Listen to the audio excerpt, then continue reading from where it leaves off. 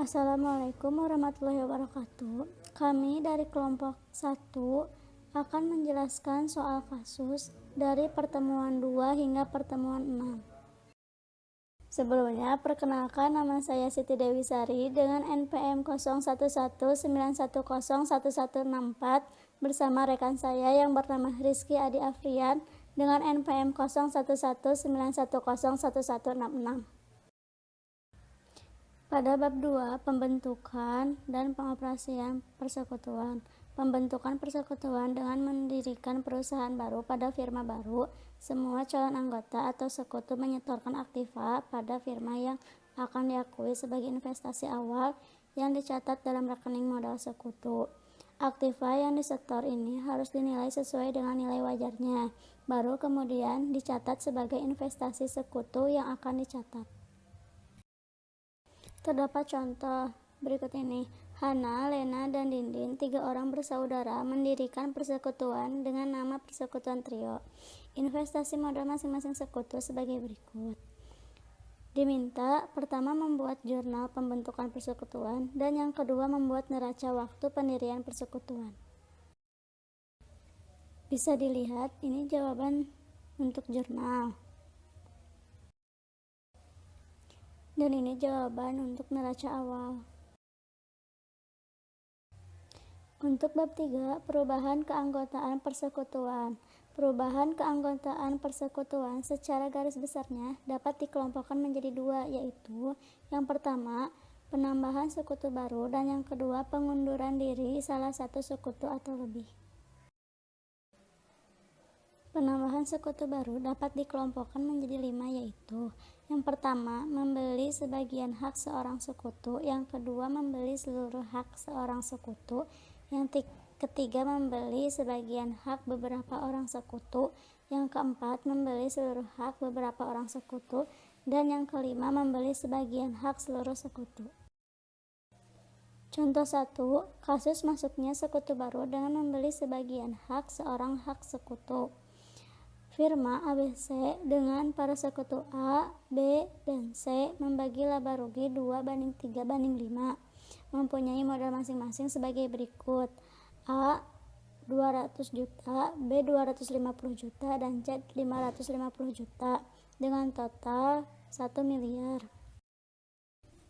Awal tahun 2019, D diterima sebagai sekutu baru dengan cara membeli 50% hak modal B seharga 130 juta. Jurnal masuknya sekutu D akan dicatat oleh firma sebagai berikut. Contoh 2, kasus masuknya sekutu baru dengan membeli seluruh hak seorang sekutu. Firma ABC dengan para sekutu A, B, dan C membagi laba rugi 2:3:5, mempunyai modal masing-masing sebagai berikut. A 200 juta, B 250 juta, dan C 550 juta, hingga totalnya 1 miliar. Awal tahun 2009, D diterima sebagai sekutu baru dengan cara membeli 100% hak modal B seharga 260 juta. Jurnal masuknya sekutu D akan dicatat oleh firma sebagai berikut. Contoh 3, kasus masuknya sekutu baru dengan membeli sebagian hak beberapa sekutu lama. Firma ABC dengan para sekutu A, B, dan C membagi laba rugi 2:3:5, mempunyai modal masing-masing sebagai berikut. A 200 juta, B 250 juta, dan C 550 juta, hingga totalnya 1 miliar. Awal tahun 2009, D diterima sebagai sekutu baru dengan cara membeli 25% hak modal A dan B seharga 115 juta. Jurnal masuknya sekutu D akan dicatat oleh firma sebagai berikut. Perhatikan tabelnya. Pada bab 4, pembubaran firma karena pengunduran diri sekutu. Berdasarkan pengembalian modal kepada sekutu yang keluar dan perubahan modal sekutu yang bertahan, maka pengunduran diri dari sekutu dengan menerima pengembalian modal dapat dikelompokkan sebagai berikut. Yang pertama, tanpa membentuk bonus dan goodwill. Yang kedua, bonus untuk sekutu bertahan. Ketiga, bonus untuk sekutu yang mundur, mengakui goodwill untuk sekutu yang mundur. Yang kelima, mengakui goodwill untuk seluruh sekutu, dan yang terakhir menghapus goodwill. Menentukan adanya bonus atau goodwill. Pengembalian modal sama dengan saldo modal. Hal ini berarti pengunduran diri sekutu tidak menimbulkan bonus atau goodwill. Pengembalian modal lebih besar dari saldo modal. Hal ini berarti pengunduran diri sekutu menimbulkan bonus atau goodwill. Pengembalian modal kurang dari saldo modal. Hal ini berarti pengunduran diri sekutu menghapus goodwill atau membentuk bonus bagi sekutu yang bertahan. Contoh kasus pertama, pengunduran sekutu tidak membentuk bonus atau goodwill. Firma ABC dan para sekutu A, B, C membagi laba rugi 2:3:5, mempunyai modal masing-masing sebagai berikut. A 200 juta, B 250 juta, dan C 550 juta. Jika ditotal menjadi 1 miliar. A mengundurkan diri dari firma B dan C sepakat untuk memberi kas sebesar 200 juta, yaitu sebesar hak modalnya. Maka akan dibentuk jurnal seperti berikut ini. Contoh kasus kedua, penggunaan sekutu membentuk bonus untuk sekutu yang bertahan. Firma BC dengan para sekutu A, B, dan C membagi laba rugi 2:3:5, mempunyai modal masing-masing sebagai berikut. 200 juta, 250 juta, dan C 550 juta. Jika ditotal menjadi 1 miliar. A mengundurkan diri dari firma dan bersedia menerima pengembalian modal sebesar 190 juta. Karena memberikan bonus kepada sekutu yang bertahan. Jurnal pengunduran diri A akan dicatat oleh firma sebagai berikut. Contoh kasus ketiga, pengunduran sekutu membentuk bonus untuk sekutu yang mundur. Firma BC dengan para sekutu A, B, dan C membagi laba rugi 2:3:5, mempunyai modal masing-masing sebagai berikut. 200 juta, 250 juta, dan C 550 juta. Jika ditotal menjadi 1 miliar. A mengundurkan diri dari firma dan menerima pengembalian modal sebesar 210 juta karena menerima bonus dari sekutu yang bertahan.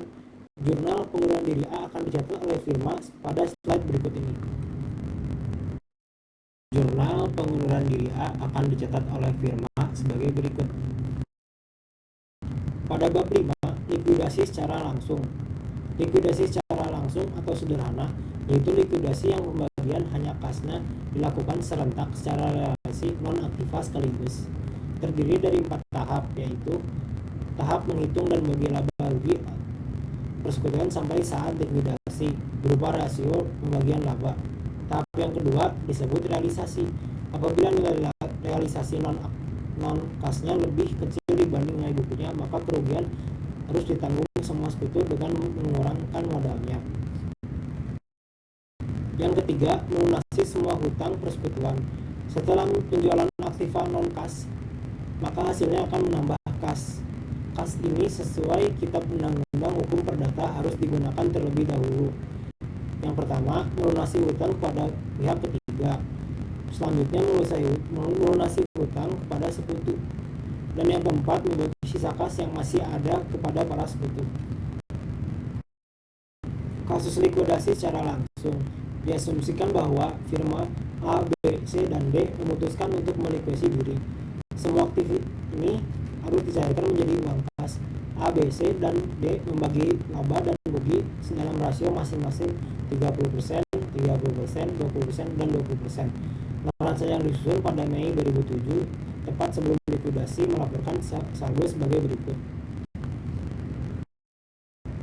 Diasumsikan bahwa aktiva A, B, C, D direalisasikan dengan jumlah kas sebagai berikut. Realisasi aktiva sebesar $140.000 dengan kerugian realisasi dibebankan sepenuhnya pada perkiraan modal sekutu. Berikut laporan likuidasinya. Dan berikut merupakan jurnal yang telah direalisasikan oleh A, B, C, D.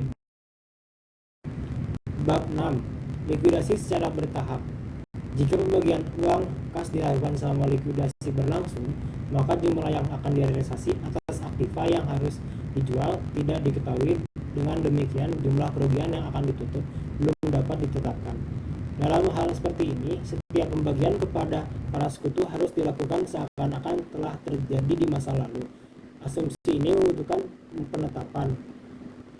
Yang pertama, kemungkinan total kerugian realisasi atas semua aktiva yang tersisa. Yang kedua, kemungkinan para sekutu kekurangan modal atau yang mungkin kekurangan modal sehingga tidak mampu memenuhi kewajiban mereka kepada perusahaan.